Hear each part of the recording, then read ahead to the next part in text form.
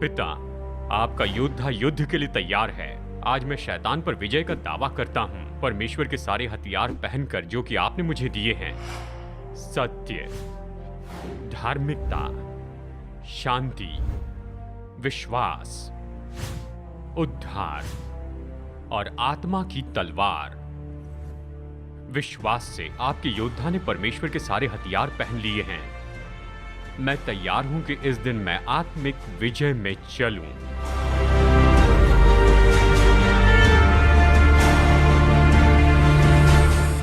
शायद आपने ये पुरानी कहावत सुनी होगी, लोमड़ियों के भट्ट में कोई नास्तिक नहीं रहता है। ये दिखाता है कि कैसे एक अविश्वासी सिपाही घमासान युद्ध में सुरक्षा के लिए खुद परमेश्वर को पुकारते हुए पाता है।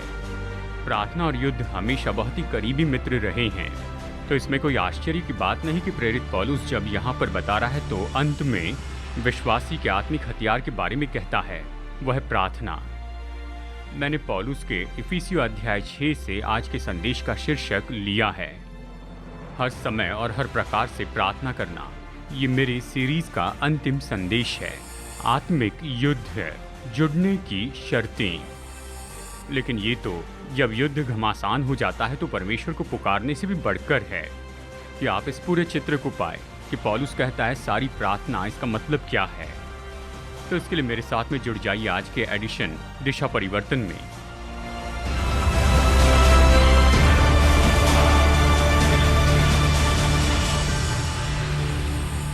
हर समय और हर प्रकार से आत्मा में प्रार्थना और विनती करते रहो, और इसीलिए जागते रहो कि सब पवित्र लोगों के लिए लगातार विनती किया करो, और मेरे लिए भी, कि मुझे बोलने के समय ऐसा प्रबल वचन दिया जाए कि मैं साहस के साथ सुसमाचार का भेद बता सकूं, जिसके लिए मैं जंजीर में जकड़ा हुआ राजदूत हूं, और ये भी कि मैं उसके विषय में जैसा चाहिए साहस से बोलूं।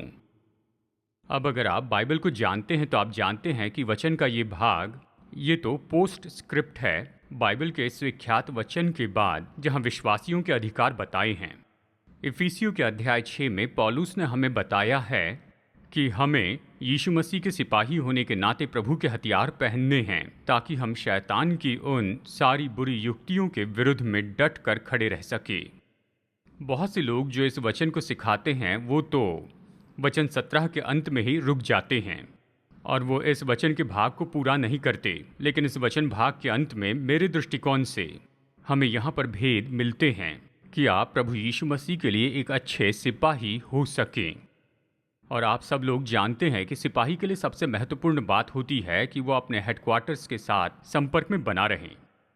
अगर आप उदाहरण के लिए पुराने नियम के युद्धों को देखें तो आप ये पाएंगे कि इस्राएल जब अपने ही बल में युद्ध लड़ा तो वो पूरी तरह हारा, लेकिन जब उन्होंने खुद को प्रभु की दया पर छोड़ दिया तो विजय पाई। उन्होंने हमेशा विजय का अनुभव किया। उदाहरण के लिए आपको याद है जब अब्राहम ने अपने घराने के दासों को लिया जो कुल मिलाकर 318 थे, और वह ऐसे कई राजाओं से युद्ध लड़ा जिन्होंने सदोम और अमोरा के राजा को हराया था। ये कहानी उत्पत्ति 14 में पाई जाती है। गिदौन की सेना 32,000 से घटाकर केवल 300 में रह गई, और उसने मिद्यानियों की गुलामी से इसराइलियों को छुड़ाया। यहोशू ने इसराइली लोगों को यरीहो का नगर जितवा कर दिया, केवल नगर के चक्कर काट कर। राजा हिजकिय्याह ने अशरूरों पर विजय पाई, और वो सारे लोग जो विजय में होकर चले उनके बारे में इन शब्दों में उसने लिखा, दूसरा इतिहास अध्याय 32 वचन 8 में, क्योंकि हमारे साथ हमारी ओर से युद्ध करने को हमारा परमेश्वर यहोवा है। तो हमें निश्चय चकित नहीं होना है जब हम नए नियम के इस युद्ध के वचन के भाग को पढ़ते हैं और यहाँ प्रार्थना के बारे में पढ़ते हैं। मैं सोचता हूँ हमेशा पास्टर के लिए प्रार्थना के विषय में सिखाना डरावनी बात है। इसके कई कारण हैं। वो खुद जानते हैं कि वो खुद काफ़ी प्रार्थना नहीं करते, और वो ये भी जानते हैं कि सामने बैठे हुए लोग भी ज़्यादा प्रार्थना नहीं करते हैं। तो हम निश्चय ही एक साथ मिलकर इस बारे में देखेंगे, जहाँ पर हम चर्चा करेंगे। हम सब महसूस करेंगे हमें अच्छा करना चाहिए और हम इसे कर सकते हैं। लेकिन चलिए इस कश्मकश में एक साथ जुड़ जाते हैं। हम ये न देखें कि हम क्या नहीं करते हैं, पर हम देखें परमेश्वर के अनुग्रह से हम क्या कर सकते हैं। ये दिलचस्प है कि अगर आप प्रार्थना के महत्व पर विश्वास नहीं करते हैं तो जरा सोचिए यीशु अभी क्या कर रहे हैं। आप नए नियम में केवल एक ही बात पाएंगे कि वो परमेश्वर पिता के दाहिनी ओर बैठे हैं और हमारे लिए मध्यस्थी करते हैं। 3 साल की पृथ्वी पर की सेवकाई के द्वारा यीशु मसीह ने इस पूरी पृथ्वी की नैतिकता के स्तर को बदल दिया और उसके बाद से लगभग 2000 साल से वो अलग युक्ति का उपयोग कर रहे हैं, प्रार्थना का उपयोग कर रहे हैं। यदि प्रभु यीशु ये मानते हैं कि उसके लिए प्रार्थना करना महत्वपूर्ण है और वो परमेश्वर के सिंहासन के सामने हमारे लिए मध्यस्थी करते हैं 2000 साल से, तो अच्छा होगा कि हम रुक कर खुद से पूछें कि क्या मैं यहाँ कुछ चूक रहा हूँ। हम जिस बात को नहीं समझ पा रहे हैं क्या उसकी ओर ध्यान देना होगा। तो मैं आपको इस छोटे वचन में से बताना चाहता हूँ इफिसियों 6:18 से। मैं इसे विवरण से बताना चाहता हूँ, आप विश्वास नहीं कर पाएंगे कि इसे एक वचन में कितना कुछ है। सबसे पहले ध्यान दीजिए जब आप इफिसियों 6:18 को यहाँ पर पढ़ते हैं, योद्धा के प्रार्थना की दृढ़ता के बारे में। वचन 18 में कहता है हर समय प्रार्थना करो। अगर वचन 18 को आप देखें तो आप ये पाएंगे कि हर या सब शब्द यहाँ पर 4 बार आया है। शायद आप अपने नोट्स में इस बात पर गौर करना चाहेंगे। हर समय और हर प्रकार से आत्मा में प्रार्थना और विनती करते रहो, इसीलिए जागते रहो कि सब पवित्र लोगों के लिए लगातार विनती किया करो। दूसरे शब्दों में ये वचन तो यहाँ पर आपको प्रार्थना के बारे में समझने के लिए बताता है। लूका 18:1 कहता है, फिर उसने इसके विषय में कि नित्य प्रार्थना करना चाहिए और हियाव न छोड़ना चाहिए, उनसे ये दृष्टांत कहा। हमें हमेशा प्रार्थना करनी चाहिए। पहला थिस्सलुनीकियों 5:17 कहता है, निरंतर प्रार्थना में लगे रहो। अब जब भी मैंने भूतकाल में इन वचनों को पढ़ा तो मैं ये सोच रहा था कि इसका अर्थ क्या होता है। क्या इसका यह अर्थ है कि हम ज़ोंबी के जैसे घूमते रहें और धीरे धीरे कुछ बुड़बुड़ाते रहें? क्या नित्य प्रार्थना करने का यही अर्थ है? या इसका ये अर्थ है कि हमें निरंतर परमेश्वर के साथ संपर्क में बने रहना है? हमें सीखना होगा प्रतिदिन कैसे जीवन जिएं, उसके साथ के कुछ पल की संगति में। किसी ने इस तरह से कहा है कि स्वर्ग का रिसीवर हुक से अलग होना चाहिए। कभी हैंगअप मत कीजिए, हमेशा हुक से हटाइए ताकि हमेशा पिता के पास पहुंच सके। जैसे हम बाइबल का अध्ययन करते हैं और नए नियम के लोगों की प्रार्थनाओं के बारे में सीखते हैं, और प्रभु की प्रार्थना में भी हम ये पाते हैं कि प्रार्थना सब कुछ बदलती है। ये सच है, लेकिन प्रार्थना लोगों को बदल देती है और जो लोग प्रार्थना के द्वारा बदल जाते हैं वो प्रार्थना करने वाले होते हैं। प्रार्थना बदलती है मुझे, प्रार्थना बदलती है आपको। अब इसकी संभावनाओं को देखिए। हर समय और हर प्रकार से आत्मा में प्रार्थना और विनती करो। सारी प्रार्थना, इसका क्या अर्थ है? प्रार्थना करने का क्या अर्थ है? हर प्रकार से, खैर इसका मतलब है कि हम हर मौके पर प्रार्थना करें। जब पौलुस लिखता है कि हमारी प्रार्थनाएं हर प्रकार से हो, तो उसका यह अर्थ है कि हम हर एक अवसर पर प्रार्थना करें, यानी प्रार्थना सभाओं में, प्रार्थना समूह में, लोगों की आराधना में और सामाजिक मौके पर प्रार्थना हर समय करें। शायद उसका अर्थ है कि हर जगह पर प्रार्थना करें, यानी प्रार्थना हर जगह पर होनी चाहिए। उसका अर्थ है कि हमें प्रार्थना करनी है हमारी प्रार्थना के कमरे में, परिवार के साथ मेज पर प्रार्थना करनी है, बाइबल क्लास में प्रार्थना करनी चाहिए, हमें अपने व्यक्तिगत डिवोशन के समय में प्रार्थना करनी चाहिए, हमें हर मौके पर और हर एक जगह पर प्रार्थना करनी चाहिए। शायद उसका अर्थ है कि हमें प्रार्थना करनी चाहिए संपन्नता में और विपत्ति में भी। हर एक अवसर पर, हर एक जगह पर, हर समय हमें प्रार्थना करनी है, संपन्नता और विपत्ति में भी। बीमार हो, तंदुरुस्त हो, प्रार्थना करनी चाहिए। सुबह, दोपहर, शाम प्रार्थना करें। प्रार्थना नहीं करने का कोई समय नहीं है। देखिए, ये केवल नामधारी प्रार्थना नहीं है जैसे लोग सोचते हैं, लेकिन परमेश्वर के साथ में खुला संबंध रखें जहां पर आप उससे कभी भी प्रार्थना करें, जिंदगी के किसी भी समय में। हमें हर अवसर पर और हर जगह पर प्रार्थना करनी है, संपन्नता और विपत्ति में भी। और हमें सारी बातों के लिए प्रार्थना करनी चाहिए। हमें सारी बातों के लिए प्रार्थना करनी चाहिए, व्यक्तिगत चीज़ें, व्यापार और कामों के बारे में भी। सारी बातों को प्रार्थना में ढाकना जरूरी है। बाइबल कहती है कि हमेशा प्रार्थना करनी है और हर तरह से प्रार्थना करनी है। इसका मतलब है कि हर तरह की जो प्रार्थना है और हर एक परिस्थिति में हमारा पूरा जीवन प्रार्थना से भरा हो, जैसे हम प्रतिदिन परमेश्वर के साथ में चलते हैं। निश्चय ये हमारे लिए संभव हुआ कि हर समय हम परमेश्वर के साथ में संपर्क में बने रहें। क्या आपने कभी प्रभु से धीमी प्रार्थना की है? प्रभु बताइए कि मैं क्या करूं, बताइए क्या करूं। मदद कीजिए कि मैं इस पल को समझ सकूं मेरे जीवन में। ये पतरस के जैसा है जब वो प्रभु के पास चलते हुए गया और पानी में डूबने लगा। मैं जानता हूं कि जब पतरस डूबने लगा तो सच में बहुत ही अच्छी प्रार्थना की दशा में था, क्योंकि उसके पास ज़्यादा कुछ करने का समय नहीं था। बस उसने पुकारा, प्रभु मदद कीजिए। देखिए, अगर आप संबंध को खुला रखते हैं तो ये किसी भी परिस्थिति में किसी भी पल उपलब्ध होता है। हमें ऐसी प्रार्थना करनी चाहिए। हमेशा हमें प्रार्थना की आत्मा में रहना है। प्रार्थना की संभावनाएं तो बहुत ज़्यादा है। हर एक मौके पर, हर जगह पर, हर समय में, सारी चीज़ों के लिए हम प्रार्थना कर सकते हैं। क्या कुछ इतना छोटा है कि हम प्रार्थना न करें? नहीं, ऐसा नहीं है। हम कह रहे हैं कि हर एक परिस्थिति में जब दिन की शुरुआत प्रभु से करते हैं, बातचीत के द्वारा खुद को खोलते हैं, तो आप जानते हैं कि परमेश्वर वहाँ पर है और वो हर पल में आपकी मदद करेंगे। अगर आपके लिए प्रार्थना करने में मुश्किल है तो, और ये आपके लिए मानो विदेशी भाषा है और जबकि आप विश्वासी हैं, तो बस छोटी सी प्रार्थना कीजिए, प्रभु प्रार्थना करना सिखाइए। और ऐसी कोई बात नहीं कि वो आपको प्रार्थना करना न सिखाएं। ये दिलचस्प है कि चेले प्रभु के पास में जाकर कहते हैं कि प्रभु हमें प्रार्थना करना सिखाइए। ये नहीं कहा सेवा करना सिखाइए, चंगाई देना सिखाइए, लेकिन उन्होंने कहा प्रभु हमें प्रार्थना करना सिखाइए। मैं निश्चय इस बात को समझता हूँ, क्योंकि जो प्रार्थना है वो ये तो शायद आखिरी अनुशासन है जो हम विश्वासी के नाते हमें ऐसा ही करना चाहिए। ये पहला होना चाहिए, लेकिन कई बार आखिरी होता है। और सच में हम ऐसा जीवन जी सकते हैं अगर हम इस सच्चाई को पकड़ लेते हैं तो हमने देखा है इसमें डटे रहना, हमेशा हर प्रकार की प्रार्थना करना और इसकी संभावनाओं पर। अब इसकी विनती की ओर देखिए। ये कहता है हर समय और हर प्रकार से आत्मा में प्रार्थना और विनती करते रहो। अब यहाँ पर विनती शब्द का बस यही अर्थ है कि मांगे। आपकी जो ज़रूरत है परमेश्वर से मांगे। निश्चय हम आराधना के लिए आते हैं, आभार से धन्यवाद देते हैं, लेकिन हमें मांगने के लिए भी आना है। मत्ती 7 कहता है, मांगो तो दिया जाएगा, ढूंढो तो पाओगे, खटखटाओ तो तुम्हारे लिए खोला जाएगा। ये कहता है जो भी तुम मांगते हो तुम्हें मिलेगा, क्योंकि प्रभु के नाम से मांगते हो।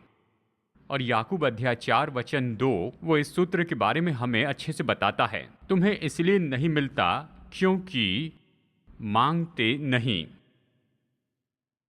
मुझे याद है मत्ती अध्याय 7 का मैं अध्ययन कर रहा था। ऐसे बहुत से उदाहरण हैं और मैं इसे कभी नहीं भूल सकता, क्योंकि ये तो हमें मांगने की सामर्थ्य के बारे में बताता है। एक कहानी है कि दंपति स्वर्ग में गए। जब वो स्वर्ग में पहुंचे तो उन्हें एक कमरे में ले जाया गया। जब वो उस जगह पर आए तो वहाँ की दीवारें पूरी तरह से फाइल्स से भरी हुई थी। जहाँ भी देखे वहाँ पर फाइल्स एक के ऊपर एक रखी हुई थी। तो फिर वहाँ पर स्वर्ग में आने वाले एक नए व्यक्ति ने पूछा, ये फाइल्स किसकी है? तब पतरस ने कहा, यहाँ फाइल का ड्रॉअर है जिस पर आपका नाम है। उसने कहा, यह संभव नहीं हो सकता है। ओह हाँ, पतरस ने कहा, यहाँ पर ड्रॉअर है जिस पर आपका नाम है। तो फिर ड्रॉअर में क्या है? उस ड्रॉअर में वो सारी चीजें हैं जो परमेश्वर आपको देना चाहते थे, लेकिन आपने कभी मांगा ही नहीं। मैं आपको बताऊं, ये इसकी ओर आपका ध्यान आकर्षित करता है। एक पास्टर के रूप में मेरा अनुभव रहा है कि लोग आकर मुझसे कहते हैं कि आप मेरे लिए प्रार्थना कीजिए, और मैं बड़ी खुशी से करता हूँ। कई बार मैं पूछता हूँ क्या इसके बारे में आपने प्रभु से पूछा? तब वो मेरी ओर देखते हैं बड़े अजीब तरीके से। देखिए, विचार तो यही है, मैं बड़ी खुशी से आपके लिए प्रार्थना करूँगा, लेकिन अच्छा है कि आप सीधा ऊपर जाएं। अच्छा है कि सारे बिचवई को छोड़कर सीधा ऊपर चोटी पर पहुंच जाएं और प्रभु से मांगे। बाइबल कहती है अगर हम मांगे तो वो हमारी सुनेगा, और इसलिए अगर हम उससे नहीं मांगते हैं परमेश्वर नहीं सुनेंगे। जरा इसके बारे में सोचिए। परमेश्वर जो चाहे वो कर सकते हैं, लेकिन उसने इस पूरी दुनिया को प्रार्थना के द्वारा काम करने के लिए बनाया है। पसंद हो या ना हो, लेकिन ये इसी तरह से परमेश्वर ने कहा, प्रार्थना के द्वारा मैं अपने राज्य को यहाँ पर काम करने लगाऊंगा। तो अगर हम प्रार्थना नहीं करें तो हमारे पास कोई कारण नहीं, तो परेशान ना हो कि जैसे हम चाहते वैसे प्रभु हमें काम नहीं करते हैं। अगर आप वचनों में देखें तो आप ये पाएंगे कि परमेश्वर ने एलिया को आशीष दी और इसराइल पर बारिश भेजी, पर एलिया को प्रार्थना करनी पड़ी थी। अगर चुने हुए देश को संपन्न होना है तो शमूएल को उसके लिए प्रार्थना करनी थी। यदि यहूदियों को छुटकारा चाहिए था तो दानियल को उनके लिए प्रार्थना करनी थी। परमेश्वर पौलुस को आशीष देते और उसके द्वारा देश बदल जाते, लेकिन पौलुस को प्रार्थना करनी थी और उसने प्रार्थना की बिना रुके। और उसकी पत्री बताती है कि पौलुस ने और कुछ अपेक्षा नहीं की थी, बस उसने उससे मांगा। बाइबल कहती है कि हमेशा प्रार्थना करनी है, हर प्रकार से विनती करनी है। इसका मतलब है कि जिनकी हमें ज़रूरत है हमें उसे परमेश्वर से मांगना है, और इसीलिए हमारे पास में प्रार्थना की लिस्ट है। मुझे नहीं लगता कि इसके पहले इतनी ज़रूरतों का समय था। अभी तो पहले से ज़्यादा ज़रूरतें हैं। सच है ना? और दोस्तों देखिए, यहाँ पर मेरा कोई और मकसद बिल्कुल नहीं है कि उन ज़रूरतों को नीचा दिखाऊं या फिर उसे अनदेखा करूं, लेकिन मैं बस पूछना चाहता हूं, क्या इसके बारे में चर्चा की है? आप कहेंगे पास्टर देखिए गंभीर हो जाइए। देखिए मेरा ये मतलब नहीं। क्या आप गंभीरता से परमेश्वर के पास में खास करके गए हैं और उससे कहा है कि पिता हमारी ये ज़रूरतें हैं और इसे आपके सामने लेकर आते हैं, हम यीशु के नाम में से मांगते हैं, हमारी प्रार्थना सुनिए। क्या आपने कभी ऐसा किया है? जब भी समस्या आती है तो फ़ोन उठाकर दोस्तों को फ़ोन करते हैं, बाइबल स्टडी में जाते हैं और उन सब लोगों पर ये थोपते हैं। कई बार पास्टर को पत्र लिख देते हैं, या फिर चाहे आप रेडियो सेवक हो या फिर शायद जो हम तक पहुंच सकते हैं। मैं आपको बताऊं, आपसे बेहतर परिस्थिति पर बिली ग्राहम प्रभु के सामने खड़े नहीं हैं। आप उस तक तुरंत पहुंच सकते हैं। वो आपकी गहराई से परवाह करता है। जब आप उसके सामने आते हैं वो आपकी सुनते हैं, बिल्कुल उसी तरह से जैसे वो दूसरों की सुनते हैं, क्योंकि वहां पर आप अपने रूप में नहीं हैं, लेकिन आप यीशु मसीह के लिए वहां पर खड़े हैं। जब यीशु के नाम में जाएंगे तो आपकी प्रार्थना सुनेंगे। हम प्रार्थना में डटे रहने के बारे में कह रहे हैं, और इसकी संभावना और इसकी विनती के बारे में भी। अब प्रार्थना की सामर्थ के बारे में देखिए इसी वचन में, हर समय और हर प्रकार से प्रार्थना करो। और फिर कहता है आत्मा में, हर समय और हर प्रकार से आत्मा में प्रार्थना और विनती करो। हमारी प्रार्थना की सामर्थ क्या है? ये पवित्र आत्मा की सामर्थ है जो हम में रहता है। जो पवित्र आत्मा है वो केवल चरित्र को ही निर्धारित नहीं करता, पर प्रार्थना के संदर्भ को बताता है। मैं कैसे जानूं प्रभु की इच्छा से कैसे प्रार्थना करूं? पवित्र आत्मा जिसने परमेश्वर का वचन लिखा, ये वही पवित्र आत्मा है जो मेरे दिल में रहता है। क्या आप ये सोच सकते हैं? पवित्र आत्मा जिसने मनुष्य के द्वारा परमेश्वर के वचन की प्रेरणा दी, और ये बात तो सच है कि परमेश्वर का वचन तो निश्चय परमेश्वर के मुंह से निकला हुआ है। यही पवित्र आत्मा वो पवित्र आत्मा है जो आप में और मुझ में रहता है। जैसे मैं खुद को समर्पित करता हूँ, पवित्र आत्मा मेरी अगुवाई करता है परमेश्वर की प्रतिज्ञा की ओर जो उसके वचन में है। आत्मा जो मुझ पर नियंत्रण करता है, और जिस आत्मा ने परमेश्वर का वचन लिखा है मेरी प्रार्थना के साथ सहमत होता है। क्या आपने ये वचन पढ़ा है रोमियो अध्याय 8 में? इसी रीति से आत्मा भी हमारी दुर्बलता में सहायता करता है, क्योंकि हम नहीं जानते कि प्रार्थना किस रीति से करना चाहिए, परंतु आत्मा आप ही ऐसी आहें भर भर कर जो बयान से बाहर है हमारे लिए विनती करता है। जो बयान से बाहर है और मनों का जांचने वाला जानता है कि आत्मा की मनसा क्या है, क्योंकि वह पवित्र लोगों के लिए परमेश्वर की इच्छा के अनुसार विनती करता है। मैं यही कह सकता हूँ, जब आप मित्रों के लिए प्रार्थना करते हैं तो आप अद्भुत बात में जाते हैं जो कि बयान से बाहर हैं। इसे सिखा नहीं सकते हैं, केवल इसका अनुभव कर सकते हैं। अगर इन शब्दों में कहे तो जब आप प्रभु से प्रार्थना करते हैं, मार्गदर्शन मांगते हैं, तो आप प्रार्थना में सामर्थ का अनुभव करते हैं जिसे शायद आपने पहले नहीं जाना था। चलिए इस वचन में आगे बढ़ते हैं। हमने प्रार्थना में डटे रहने को देखा, इसकी संभावना, इसकी विनती को देखा, इसकी सामर्थ को देखा। अब इसकी शुद्धता को देखिए। इसीलिए जागते रहो, इसीलिए जागते रहो। कुछ कमेंटेटर मानते हैं कि प्रेरित हमसे कहता है कि हम जागरूक रहें, यानी अपेक्षा के साथ प्रभु के आगमन का इंतजार करें। और निश्चय ये बात बाइबल में है कि हमें प्रभु के आगमन का इंतजार करना है। उदाहरण के लिए 1 कुरिन्थियों 16:22 कहता है, हे प्रभु आ। प्रकाशित वाक्य 22:20 कहता है, प्रभु यीशु आ। हम सब प्रभु के आगमन की राह देख रहे हैं। मुझे नहीं लगता कि इस वचन में इसका यही अर्थ है। मैं सोचता हूँ इसका मतलब है जब हम प्रार्थना में जुड़ जाते हैं तो हमें निश्चय कुछ निर्णय लेने पड़ते हैं। प्रार्थना योद्धा को अपने जीवन में ऐसा कुछ भी नहीं रखना है जो प्रार्थना के लिए सही नहीं है। उसे समय निकालना होगा, शेड्यूल पर काम करना होगा, हर बात के लिए सचेत रहना होगा जो उसके प्रार्थना जीवन को भोजन देती है। उसे रोकने वाली हर बात से सुरक्षित रहना होगा। क्या आप जानते हैं बाइबल में ऐसी 3 जगह हैं जहां हमें बताया गया है बस जागते रहो और प्रार्थना करो। 3 जगह पर लिखा है, और ये जिस पैटर्न में आते हैं ये तो दिलचस्प है, इसे गौर से सुनिए। यीशु ने कहा, जागते रहो और प्रार्थना करो और तुम संसार पर जय पाओगे। मरकुस 13:33। जागते और प्रार्थना करते रहो क्योंकि तुम नहीं जानते कि वो समय कब आएगा। दूसरी बार उसने कहा, सच में ये 2 बार कहा, जागते और प्रार्थना करते रहो तो शरीर पर जय पाओगे। मत्ती 26:41 जागते रहो और प्रार्थना करते रहो कि तुम परीक्षा में न पड़ो। आत्मा तो तैयार है परंतु शरीर दुर्बल है, ये कहता है। मरकुस 14:38 कहता है जागते और प्रार्थना करते रहो कि तुम परीक्षा में न पड़ो। आत्मा तो तैयार है परंतु शरीर दुर्बल है। पहली बार बताया गया कि जागते और प्रार्थना करते रहो, ऐसा करेंगे तो संसार पर जय पाएंगे। और दूसरी बार हम शरीर पर जय पाएंगे। और ये वचन जिसका हम अध्ययन कर रहे हैं ये कहता है जागते रहो और प्रार्थना करते रहो तो शैतान पर जय पाओगे। अगर आप सोचते ऐसा कुछ है जिससे संसार पर जय पा सकते हैं, शरीर पर जय पा सके, शैतान पर जय पा सके, बाइबल कहती ये प्रार्थना है। तो इसमें डटे रहना है। इसकी संभावना देखी, इसकी बिनती देखी, इसकी सामर्थ देखी है, इसकी शुद्धता देखी है। अब इसमें डटे रहना देखेंगे, ये मुझे पसंद है। पूरी तरह डटे रहना। और ये छठा सिद्धांत है, वो है प्रार्थना में डटे रहना। प्रारंभिक कलीसिया तो इसे समझ गए, मुझे पता नहीं कि हम समझते हैं या नहीं। प्रेतों के काम 1:14 में हम पढ़ते हैं वे सब एक चित्त होकर प्रार्थना में लगे रहें, विनती में लगे रहें। प्रेतों के काम अध्याय 2 वचन 42 कहता है कि वे प्रार्थना में लौलीन रहे। प्रेरितों के काम अध्याय 6 वचन 4 हम तो प्रार्थना में लगे रहेंगे। रोमियो 12:12 आशा में आनंदित रहो, क्लेश में स्थिर रहो, प्रार्थना में नित्य लगे रहो।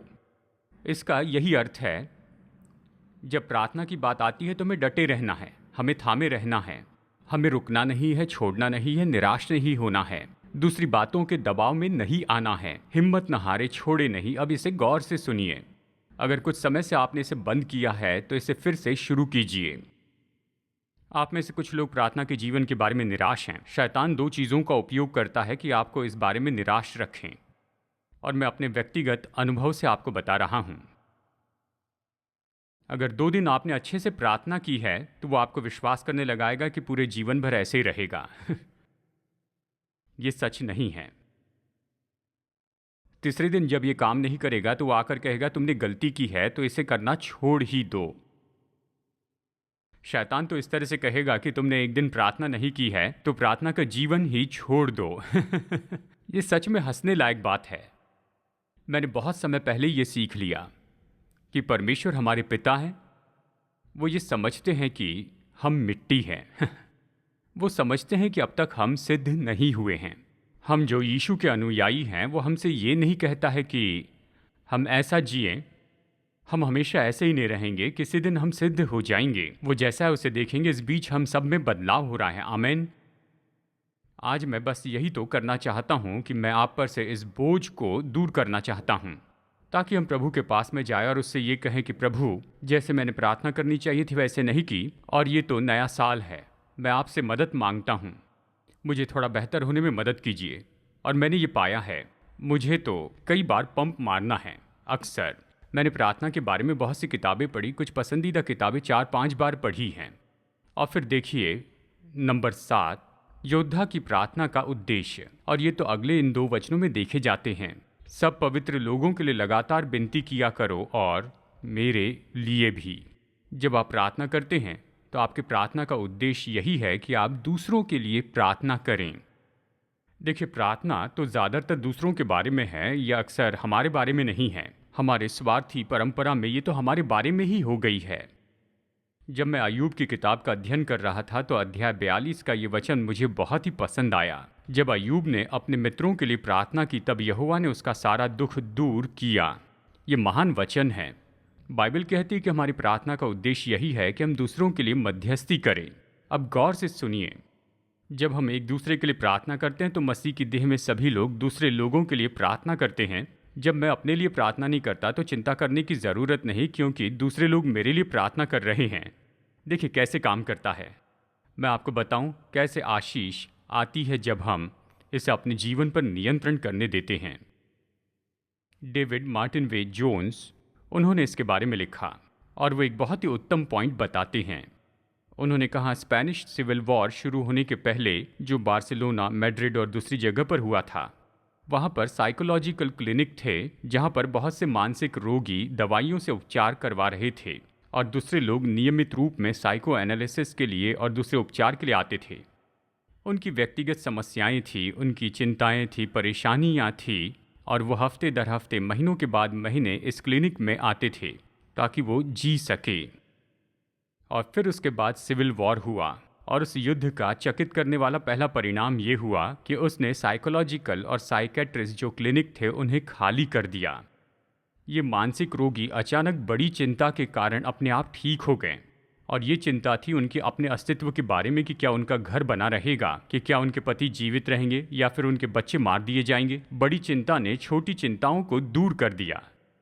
बड़ी समस्या की ओर ध्यान देते हुए उन्होंने अपनी व्यक्तिगत और छोटी और बेकार की समस्याओं को अनदेखा किया। और लॉय जोन्स आखिर में सारांश देकर कहते हैं, बड़ा डर छोटे डर को निकाल देता है। मैं प्रार्थना के इस सवाल पर इसी सिद्धांत का उपयोग करता हूँ। और आप ये भूल नहीं सकते कि जब आप खुद के लिए दुख महसूस करते हैं और आपको लगता है सब आपके विरुद्ध में और आप बहुत ही मुश्किल समय में हैं और ये आपको पूरी तरह व्याकुलता में लाता है, तो अच्छा है कि आप बैठकर इस तरह से कहें, इनके बारे में क्या, इस व्यक्ति के बारे में क्या, उस व्यक्ति के बारे में क्या, दूसरे देश के विश्वासियों के बारे में क्या। अपने घुटनों पर आकर उनके लिए प्रार्थना करें और जल्दी आपको पता चलेगा कि आप खुद को ही भूल गए हैं। आप उनके लिए प्रार्थना करते हुए पाएंगे कि आप अपनी समस्या हल कर रहे हैं और आप छुटकारा पा रहे हैं। कितना दिलचस्प विचार है। आइए ये अंगीकार करें, परमेश्वर के सामने कि केवल खुद के बारे में सोचना ही बहुत आसान है। मैं आपसे ये कहता हूँ कि पूरी दुनिया में बुरे दिन चल रहे हैं और दुनिया में जो लोगों ने महसूस किया था ये तो उससे भी बुरे दिन हैं। इसके कारण हम दोषी महसूस न करें। बस यही कहना है कि कई बार जब हम अपनी परिस्थिति से दूर नहीं जा पाते हैं कि उस बड़ी तस्वीर को देख सके, बस हम अपनी ही चीज़ों के बोझ में दबते हैं और इसके लिए कोई भी उपचार नहीं है। इसका उपचार यही है कि अपने ऊपर से दृष्टि हटाकर दूसरों को देखें, उनके लिए मध्यस्थी करें। पौलुस कहता है, सभी संतों के लिए प्रार्थना करो और मेरे लिए भी। और जब हम ऐसा करेंगे, हम महसूस करेंगे कि प्रभु हमारा उपयोग कर रहे हैं हमारी खुद की मुश्किलों के बावजूद, चाहे वो कितनी भी हो और कितनी भी मुश्किल क्यों ना हो, वो दूसरों की मदद के लिए हमारा उपयोग करेंगे। और ऐसा करते हुए हम खुद की मदद करेंगे। जो प्रार्थना कर सकते कीजिए, प्रभु से कहिए प्रार्थना करना सिखाइए, प्रार्थना कैसे करिए सीखे, और फिर बस आप प्रार्थना करते चले जाइए। प्रार्थना कीजिए और देखिए प्रभु आपके जीवन में क्या करते हैं। आशा है कि आज के दिशा परिवर्तन के संदेश के द्वारा आप प्रोत्साहित हुए होंगे। शायद आप हमें देख रहे हैं और आप बाइबल और परमेश्वर के बारे में और ज्यादा जानना चाहते हैं, या जानना चाहते हैं कि उसके साथ में कैसे व्यक्तिगत संबंध रख सकते हैं। ये संबंध आज ही शुरू हो सकता है। अगर आप पापों से पश्चाताप करना चाहते हैं और यीशु के पास आए, उसे अपना उद्धारकर्ता प्रभु बनाकर। जब आप ऐसा करेंगे तो परमेश्वर प्रतिज्ञा करते हैं कि वो आपको नई सृष्टि बनाएंगे, कि आपको अपनी संतान के रूप में गोद लेंगे और आपके पूरे जीवन भर आपकी अगुवाई करेंगे। जैसे आप विश्वास का ये कदम उठाते हैं, मैं प्रोत्साहित करता हूँ कि आप लोकल चर्च के संपर्क में आइए या भरोसेमंद सेवकाई के पास आइए और आप दूसरों को बताएं, ताकि आपके विश्वास में आप बढ़ते चले जाएं। तो फिर तब तक प्रभु आशीष दे और फिर अगली बार मुलाकात होगी यहीं पर दिशा परिवर्तन में।